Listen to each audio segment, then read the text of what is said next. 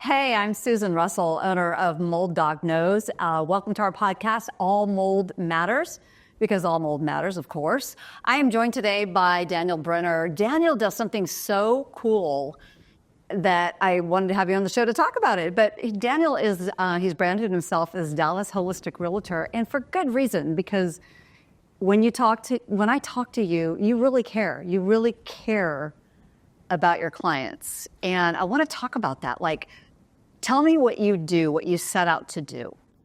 As a former health coach, I studied a lot about toxicology, and I understood it wasn't just the diet, it wasn't just the water, but also your home. And then I had all the signs to get into real estate. You can build a lot of generational wealth through real estate, but as someone that has been through smaller mold remediations, I realized that the industry is just not educated enough. So my intention was amalgamating that environmental toxicity awareness and the advocacy for what we call like building science, building hygiene, amalgamating it with the real estate market, especially residential, our living spaces, and then pushing that needle, especially holding builders and everyone even more accountable, which is starting to happen. They're starting to get building science niches with or programs within the building, production builders. But I feel like the more educated consumers are, the more we move that needle. How educated are consumers? What are you finding out there? I think because amazing businesses on social media that take the extra time to give away free information. I don't think people realize how invaluable that is and how much extra time that takes. The Mold Dog Knows is not just my favorite vendor for mold dogs in Texas and the nation, but you also provide a lot of information. And I feel like consumers are getting more educated, even in just how residential real estate works, not even just how the HVAC system and carpet. They're getting, because of social media, where it's instead of controlling the information, we've closed that gap between the information and the consumer, which is information can be very powerful. Do you think, though, that people really, really realize the intensity, the importance of indoor air quality in the home they're buying? I think during the pandemic, people got more conscious of air filtration. But I think a lot of people, especially younger generations, I don't think that they were properly educated on changing the filter every 3 months, pouring hydrogen peroxide or vinegar down the condensation line. So I think there's been a little bit of a lack of that generational hand down of home maintenance. So I think that home maintenance is lacking a little bit, which then affects the air quality. But then you also, controversial, I feel like the branding of some things like vacuum cleaners being bagless has created, everyone thinks that there's a specific brand out there that's the Cadillac, but they're the most fixed vacuums. And if you watch the YouTube videos of vapor going through, you actually are not collecting the nano dust dander. So if you've had a specific bagless vacuum for 10 years, you have micro dander everywhere, which we know mold control the moisture, control the dust. So I think there is an education of people buying air filters, but it's also beyond that. It's controlling the moisture and knowing how to maintain your HVAC system. So it sounds like part of what you do for your clients is you're educating them? Yes. And I have to stay in my lane. I'm not a mold consultant. But as someone that knows a lot about building science, I'm the only realtor that went above and beyond and got the building biology advocacy certification. So that taught me about lighting toxicity, electromagnetic fields, and air quality. It kind of broached a little bit about mold, but I've also learned from books that I've read, and Cheryl, the one architect that speaks a lot about it. So I've taken a lot of online courses and certifications, and everywhere is different. I lived in Pennsylvania. I grew up in Pennsylvania, lived in Hawaii, and I also lived in Arizona, which is usually considered a safer space because of the dryness. But mold exists anywhere where there's dust and moisture. So there's no perfect place. Everywhere. So Daniel, tell me a little bit about your typical client that would reach out to you because of your branding, Dallas Holistic Realtor. Yes. So I will say, unless someone's extremely invested, a lot of the time people reach out to me and they've already gone through a mold situation where it's this hidden thing, people think that you always have to see it. Sometimes it's not visible. Sometimes it's... A lot of times it's not. That's why one of my things I say, I free families from invisible toxins, because you don't... we live in such a visual world now that sometimes it's hidden inside the HVAC. So I get a lot of people that it's someone in the marriage and the family, like it's someone, usually one partner that's been really affected, one or two children that have been really affected, which I usually think that's probably from a genetic predisposition of the MTHFR. And the HLA. So, and then they contact me. And so a lot of the times my clients almost know more than me because they have scoured the internet of every single thing. So sometimes I'm not maybe educating them on how builds work and how, like, where the HVAC location, how the grading of the soil, the gutters and controlling the water. There is the home performance, not just the home hygiene. So I still am usually providing value, but a lot of my clients are very educated. So it's good to know. Yeah. What are some of the things when you are going into a home and well, let me stick with that you're looking for? Like, you may not even be saying it to your clients, but you've got your eye on this, eye on that. What are you looking for? I would say I do a forensics tour. I'm not a licensed mold inspector, but you'd be really surprised how, with your own eyes, your own nose, and just a flashlight, to just shine and look at all the water moving parts underneath the sinks, behind water heaters. Great time to tour homes is when it's raining, to see where the water is going. So spring's a good time, but it's going to be the most expensive market. But I would say I definitely am seeing a huge trend in mold in people's HVACs. Not to spread fear, I feel like sometimes with the moldy groups we get so granule with not fear, but just people get very strong opinions. So there are clean homes out there. There's never going to be a completely fungal, sporic free home. But there is definitely, I will say, I'm starting to come into people that have some kind of filtration system in their HVAC. That's helpful. That's helpful, yes. Is this a blue light?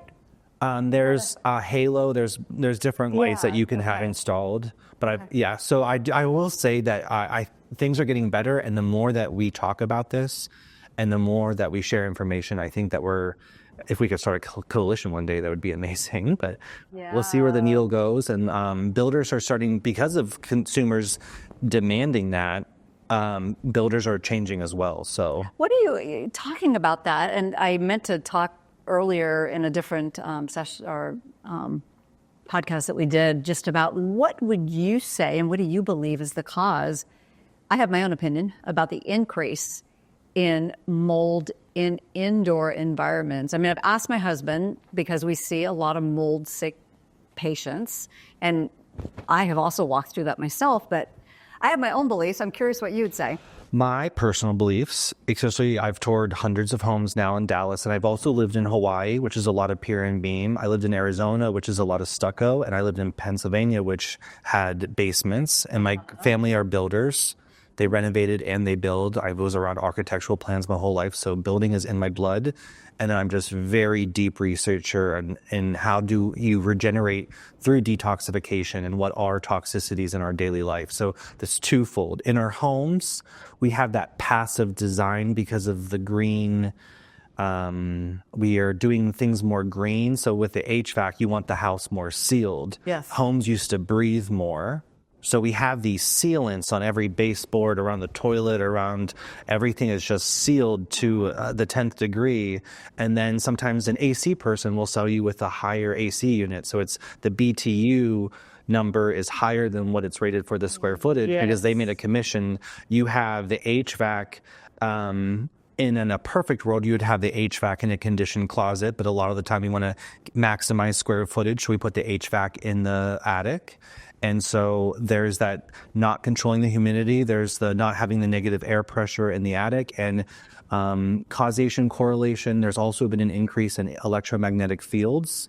So there's magnetic EMF from power lines, there's microvoltage from electricity, there's also radio frequencies from smart meters, Wi-Fi, and cell phone towers. We've gradually increased this exposure. The FCC has keep allotting certain frequencies out without doing the research, and then you have this cascading effect where is it this or is it this? And then I have had a lot of clients that have said, well, my family said they've had mildew in their shower. How could this be causing all of your health issues? Yeah. And it's that toxic bucket theory of people having genetic predispositions, not enough minerals. Yes. You have just that, compiling effect that mold was probably just that final trigger that broke the camel's back. So what do you think are some of the misnomers that people have when you meet with your clients where they're like, really? When you tell them something, things they didn't know?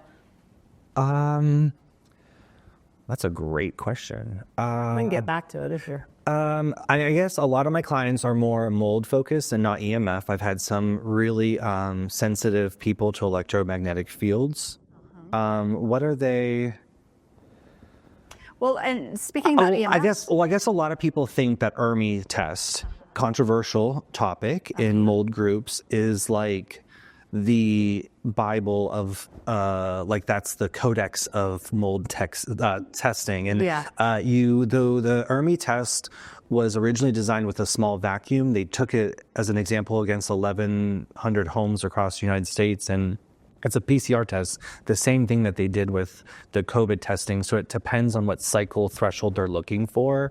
It can hold up in court because it's breaking apart the genetic composition of the dust. Okay. But then you have that thing where your husband's a hunter, brought in all of his hunting gear to the laundry room or the extra bedroom, had it sitting there for a week, and then you put it away, and then you go do an ERMI test while you're under a contract. And then once the parents, the consumers, my buyers see that high ERMI rating, I can't differentiate if